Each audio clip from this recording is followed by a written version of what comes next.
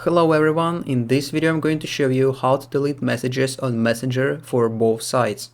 Actually, it's very easy and quick, but you need to watch this video until the end so you won't skip any important steps. So first of all, you need to open your Messenger application, and then open any chat you want. For example, I will open this one chat. So after that, if you send some message, for example, I will send hello, and then you want to delete this message from both sides, all you need to do is to click and hold on this one message. Then in this list of options you need to click on the last one, more, and then click on the red button, unsend.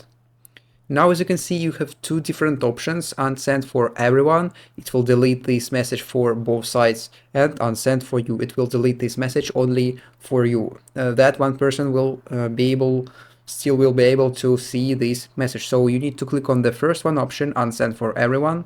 After that, as you can see, there is a message pops up that says that you unsent a message. That means that you deleted this message. So, and that's all. And that's how to delete messages on Messenger for both sides. If you found this video useful, leave a like and subscribe to the channel. Thank you.